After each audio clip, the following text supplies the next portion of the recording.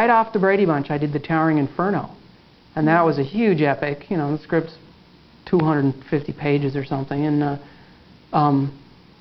it took 4 months. And then 20th Century Fox wanted to cast me in Swiss Family Robinson, which was a new series. I was up for that too. And Helen really? Hunt got the part, yeah. No kidding. I didn't know that. Yeah, Willie Ames got your part. And right, my parents, I didn't want to do it.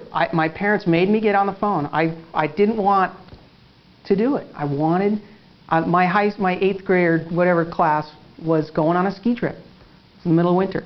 And my parents, they wouldn't turn it down for me. They made me get on the phone and say to the producer, I haven't had a vacation in 6 years, and I just don't want to do your show. It's you don't turn down work in Hollywood if you ever want to get work in Hollywood. You know what I mean? Because nobody ever called me again after that. Right, it is a jinx. Yeah, except Sid and Marty Krofft. They offered me the price. I said, figuring they'd say no way. I said, well, I'll do it for twice that much. Mm. And they called back in 5 minutes and said, okay, you're hired. Ooh. So there we. You could have tripled it. Yeah. Yeah. $300 a show. Yeah. Man, that would have been something. Much like Michael, I was just really enjoying having a normal life. Sort of, you know, hoping to distance myself from Brady Bunch and figuring that I really wasn't going to work again until I was 18. I really planned that if I went back into acting, it would be after the age of 18, which is when you can work a lot more. Unless they're casting a show with a lot of other children, they're not going to hire a teenager to play a teenager. They'll hire an 18-year-old to play like 15 because they can get around the child labor laws. So I really wasn't counting on working. And in the meantime, I'd also developed this pretty strong love of music. And I was having ideas of going into rock and roll. So being involved in a TV show where we performed disco music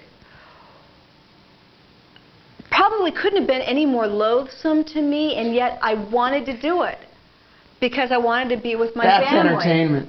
When they told me the premise, I mean, even in Hollywood, I had a hard time grasping that what they were actually saying to me. Now, you're going to what? You're going to say that the Bradys have done what? They have their own singing, dancing variety show as a family, and they live at the beach house. And of course, I knew of Sid and Marty Krofft because they'd been filming H.R. Puffin stuff and Lidsville, right across the street from us at Paramount. We were on stage 5, and they were on stage 13 or 7 or whatever it was, right across the road. And boy, I tell you, there's hardly anything so traumatic as seeing the guy in the H.R. Puffin stuff suit with the mouth flipped back, you know, in his underwear sweating, shirt, in his underwear shirt. Oh, completely soaking wet.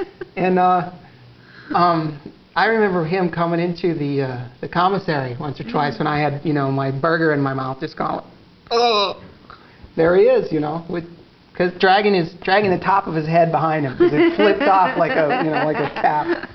Unbelievable. So we knew of Sid and Marty Krofft, and I knew that I probably didn't want to, you know, be that close to this project. And next thing you know, we're all there, everybody except Eve. Eve had done Dawn, Portrait of a Teenage Runaway, so she was kind of a hot property. And I remember saying something that I think this is my first and probably my only really dirty look from Florence Henderson was, I don't know, some remarks were always often made about Eve. Well, since Eve didn't want to do this and stuff, and I said, don't we all wish we had something better to do than this show? Oh. Big mistake, yeah. I thought Florence was going to box my ears. But I mean, at the time, she was doing the sequel to Dawn, Portrait of a Teenage Runaway, and, you know, looked like things were looking really good for her. And I knew I was there because you know, it was found work. It was an extra job in between, you know, Brady Bunch and growing up. I saw her absence and Jerry Rochelle's presence as being pretty much business. I was pretty, you know, free and easy going about the whole thing. Hey, who's playing Jan? Okay, you? Great. you know, and let's be friends. And she was fine. She was a lot of fun, you know. And